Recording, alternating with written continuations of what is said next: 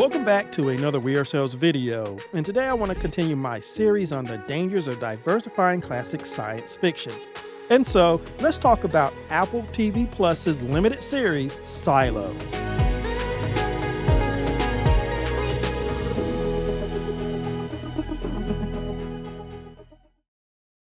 Although today's entry isn't technically classic science fiction, I wanted to include it because it suffers from the same issues with ill-conceived diversity choices. If you don't want the show spoiled, please stop now, go and watch it, and come back to this video. That being said, let's go. First of all, what is Silo? Well, Silo is an American science fiction television series created by Graham Yost based on the Wool series of novels by author Hugh Howey. And I just want to say here that Graham Yost is also executive producer of another very good Apple show called Slow Horses. Check it out. Set in a post-apocalyptic future where a community exists in a giant underground silo comprising 144 levels, the series stars Rebecca Ferguson as Juliet, an engineer who becomes embroiled in the mysteries of the silo's past and present.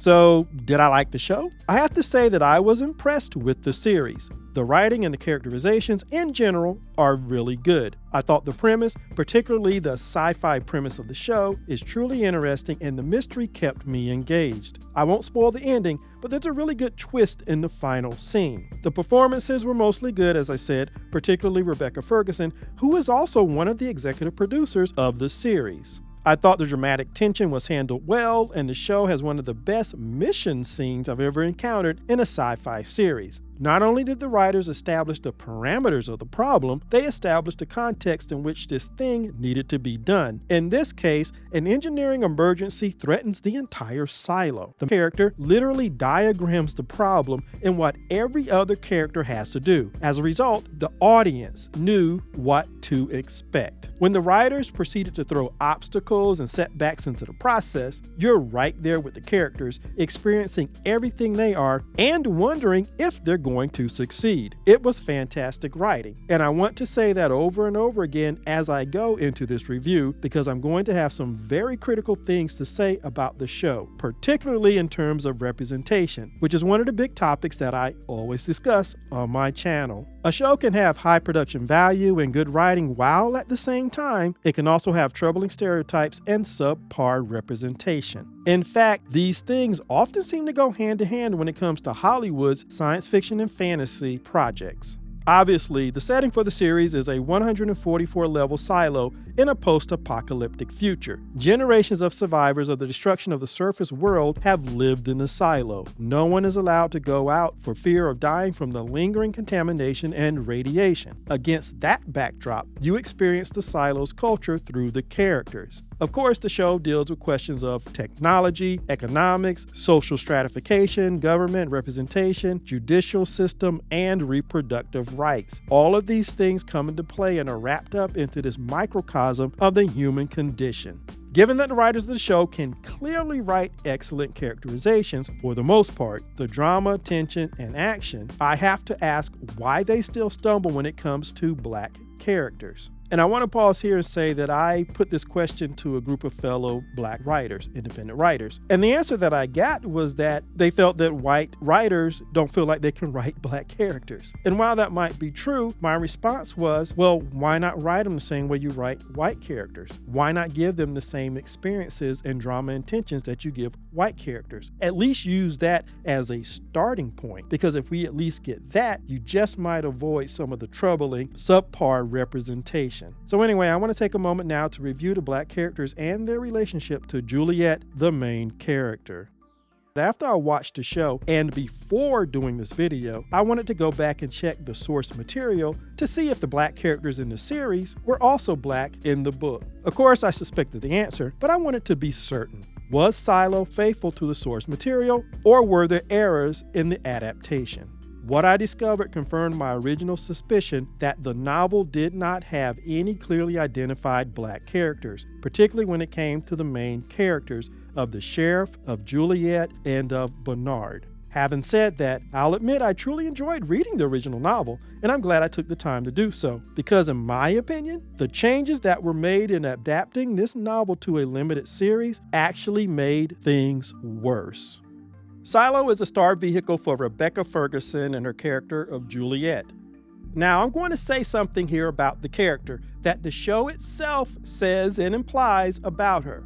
Within the story, Juliet is described and shown as underqualified for the job she's had as an adult. To me, she represents the ultimate privileged female because she was given things for which she was not qualified and other people around her had to step in and help her. Again, this is stated in the narrative. It's not me saying this. When Juliet was younger, she was allowed to leave her higher level family and travel down to the lower levels to become an engineer. That's unusual. Let me explain. In order for the silo to function, people are stratified into life pathways. For example, if you're on the lower levels, it's implied that you were at a lower status, for the most part, lower education, and therefore occupied the harsher, dirtier jobs in the silo. Typically, the engineers and the people that maintain the machinery of the silo were born, lived, and died in the lower levels. Say your mother or father was a machinist, an engineer, or a technician, then you would inherit that job. In the books, they called it shadowing, when a young person follows an adult around to learn their job. Although people can take jobs on other levels in the book, it's implied they rarely do that successfully.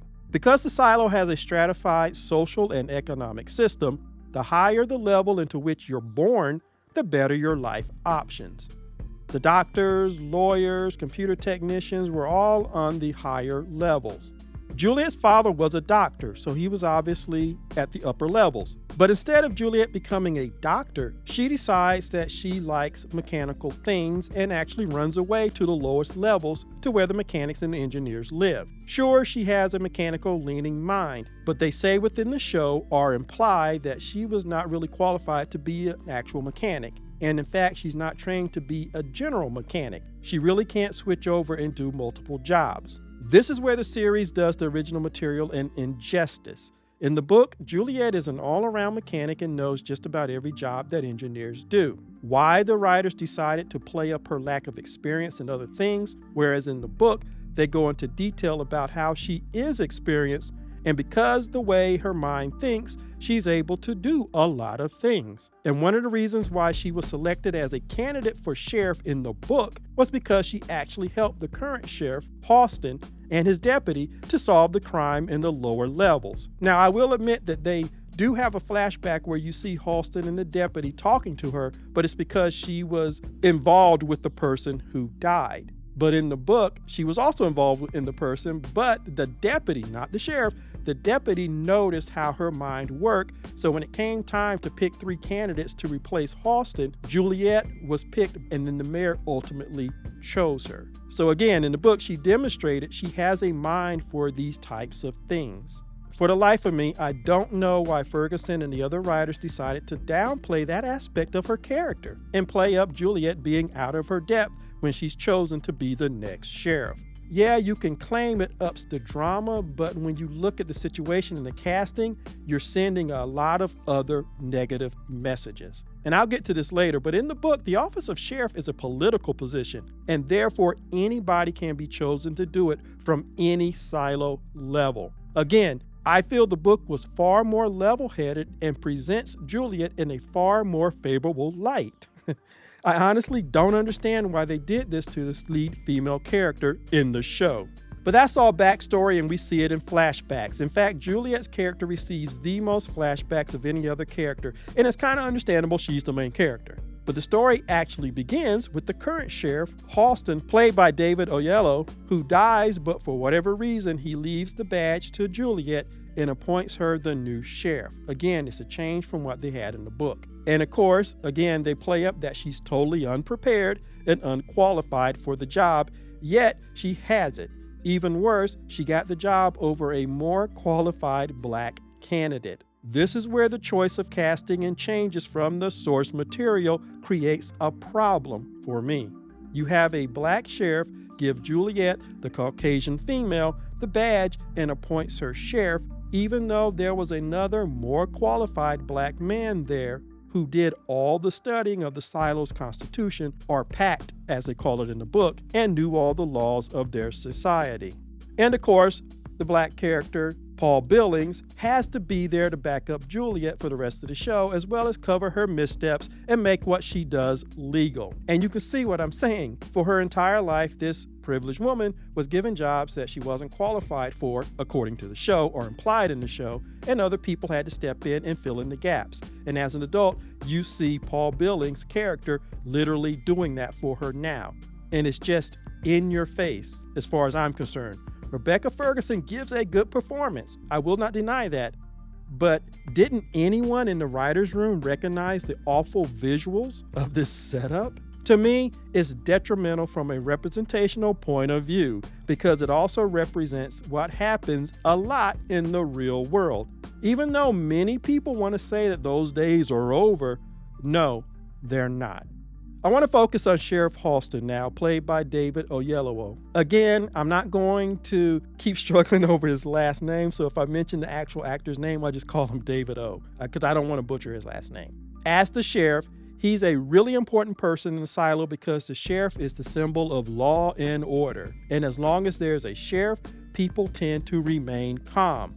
But when there isn't a sheriff, the people can get a little antsy, which can build up into open fighting, particularly between the lower levels and the upper levels. So the sheriff is important. As I said, the show actually begins with Halston's last hours inside the silo. He's been sentenced to death, which means putting on a pressurized suit and walking outside. It's a death sentence because everyone who's done it before, including his wife, has died when their suit inevitably fails.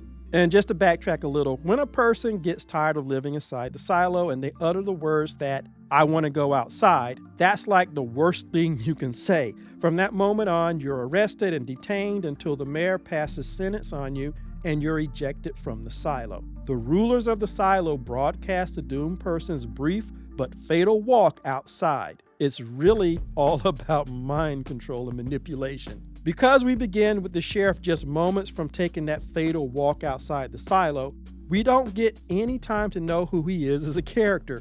We see how people react to losing him. We're told that he's such a good and important character. So when we get our first flashback, it's like, okay, I'm excited now. Okay, we're really going to find out about this character. I thought the writers were going to do right by the black character and show us his background like they did with Juliet. But no, they don't go back into his childhood. They do not go back and show us why he is such a good and important person. When they go to his flashbacks, they quickly switch the story to his Caucasian wife. The sheriff is in an interracial marriage and the backstory is all about his wife.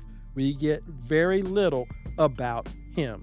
And I want to add here that in the original source material, the novel, the first 6 chapters are about the sheriff. The first 6 chapters are from his point of view before we ever meet Juliet. But in the show, the flashbacks are focused almost exclusively on his wife and her desires and attempts to get pregnant, and her meeting this guy who's trying to find out the real reason why the lower levels of the silo are forbidden for people to enter. And she gets caught up in that controversy, that conspiracy, adding to the mystery of what's going on. Questions of who really built the silo are intriguing, I will admit. But back to what should have been the sheriff's backstory and my problem with this subpar representation. Immediately, once we learn that they won the lottery, the wife almost immediately tells Halston that he has no choice in this decision to have a kid. It's totally hers, and he has to get on board. And I'm wondering to myself, I kind of get that. The woman wants reproductive choice and control of her own body. But you're also married. Doesn't Halston have no input? I'm not saying control or final say, just input, but apparently not. She lays down the law and her black husband becomes basically a sperm donor, and that's all he is. But here's the big problem with that scene and that whole attitude. Even within the series, we're told that population control is a very critical thing. This is a post-apocalyptic time. These people have been living in the silo for generations, 100 years or more. And the population growth is the number one thing they have to worry about because they have to maintain their numbers in order for the silo to work efficiently.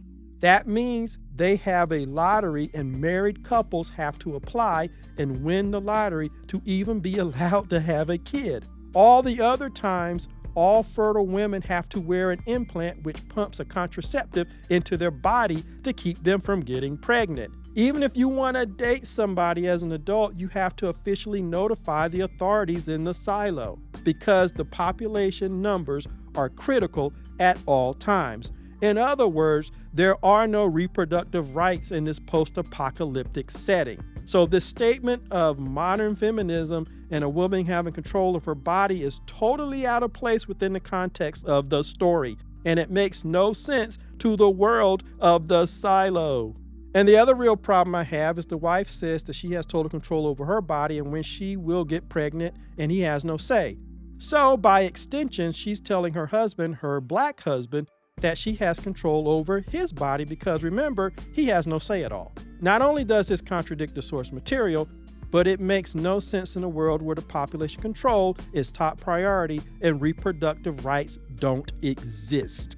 You can't change that aspect of the source material to fit your modern sensibilities.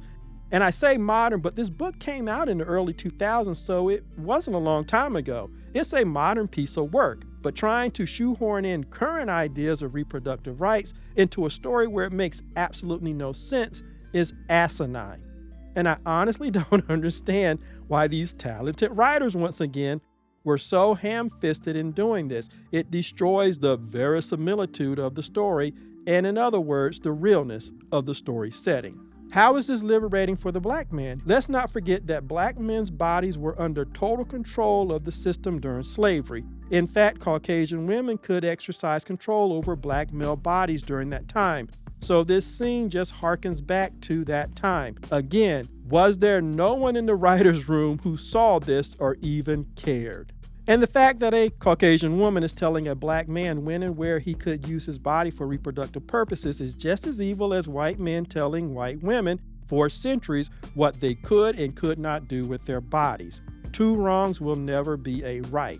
And they go out of the way to show the wife controlling when and where and how they have sex, even coming into the husband's office and embarrassing him by insisting on having sex in his office. And of course, everyone out in the main office is listening. And again, all he's reduced to is a sperm donor. And I'm like, wow.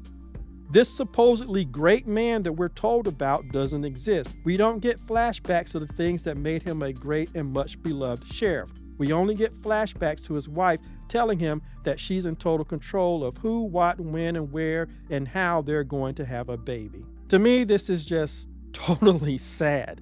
And again, for those writers to be so capable and so talented, for them to not see the negative stereotypes of reducing the black man basically down to a penis is puzzling to me. Do they not see the overtones in this? Was there no diversity in the writer's room? And if there were diverse writers, did they not say anything? And if they spoke up, did the others listen to them? Paul Billings is the black candidate for sheriff who's actually qualified for the job because he's actually read the handbook, or the pact as it's called in the book. It's referred to as the Constitution of the Silo on the show. He knows it inside and out. He's procedural. He knows the law. The series states that he's the more qualified choice for sheriff. Yet, he's there to be Juliet's handholder and sidekick. He's the one that keeps everything going. He's the one that makes everything legal. He's the one that's trying to make everything diplomatic. But the previous sheriff, the black man, chose this unqualified white woman to be sheriff. Billings has to play second fiddle as a result. Of course, they give him some kind of disease that would have disqualified him from being a sheriff anyway. In my opinion, they made this needlessly complicated. I wonder if they realized how bad it looked and so tried to find a way to explain Juliet having the job rather than this more qualified black man. It's crazy to me. In the book, Billings is a very procedural person. He does know the Constitution, but he was studying to be a judge, not sheriff. In fact, he was shadowing a judge or a lawyer for a time. Again, the changes for the current show just boggle my mind because they make the situation worse. And that brings me to Richard Simmons, which is played by Common. There's so much unrealized potential here. Sadly, with Common, he literally is the angry, dangerous black man who, if he can get his hands on Juliet, he would literally kill her. So it's like, how could these writers not realize that they had a walking, talking, negative black trope and stereotype? We're told Simmons' backstory, but we never get any flashbacks, even though he's supposed to be an important character. He has a wife who used to be a former officer like himself and worked for the judicial system. And so there's a potential for some history there, but we get none of that. His basic function is to be the angry black man, and he plays it to the hilt. Simmons is also a minor character in the book, so I'll give the show writers credit for trying to beef up his story. But in doing so, and in casting him as a black man, they introduce the negative stereotype and trope. It appears as if they're afraid that their larger audience won't buy into deep stories about the black characters or won't want to see those stories. This is something I've mentioned with the MCU, which also has a problem with showing genuine family lineage and connection when it comes to its black characters. At least the writers gave Simmons a wife and a son, but in terms of giving us any kind of flashbacks like they do with the other characters, they don't do it. Again, these writers are too talented not to be able to write comparable scenes for black characters, as they can clearly do for their white characters. Despite Common's menacing black man persona, he's still totally under the control of Bernard, the white male character played by Tim Robbins, who actually runs the silo. He's the head of IT, which means he controls the servers and access to all history. His department also controls the cameras and viewers and what the silo population can see of the outside world. The show implies that he has direct information from the creators and founders of the silo, and he does. They didn't give Bernard any backstory because they wanted to hold off revealing he was actually the person in charge, so they couldn't give him any genuine backstory. And right here I want to insert that in the book, Tim Robbins' character has a huge part. We have chapters from his point of view because his point of view is extremely important. And lastly, there are two black females on the show. One is Common's wife, the other is a judge. When Juliet finally meets the judge, the first time she's okay, but the second time she's sick and out of her mind. And soon after you find out that she was just a figurehead anyway. So yeah, like I said, some great writing, great tension, great drama, great characterizations, except when it comes to the black characters. We have no real backstory for Common's character of Robert Simmons. We get absolutely zip for David O's character of Halston, even though everybody talks about how he was such a great, magnificent sheriff, and the original source material spends the first 6 chapters on him. All his flashbacks in the show are about his wife, not him. And in Paul Billings, a black man who was eminently more qualified for the sheriff's position, he instead becomes a sidekick to the privileged Caucasian female. To top it off, at the end of the day, Bernard, the nerdy white guy, is in control of everything. So despite being a vehicle for Rebecca Ferguson, and she does a good acting job, the persistent Hollywood tropes are just all over this series. My advice, if you're a person of color in particular and you decide to check out Silo, just be mindful of the negative stereotypes that are fully on display in this series. I would suggest you read the book instead, or at least read the book first. Anyway, that's my long take on Silo. As always, like, share, subscribe, and check out the other videos on my site, and I'll see you the next time.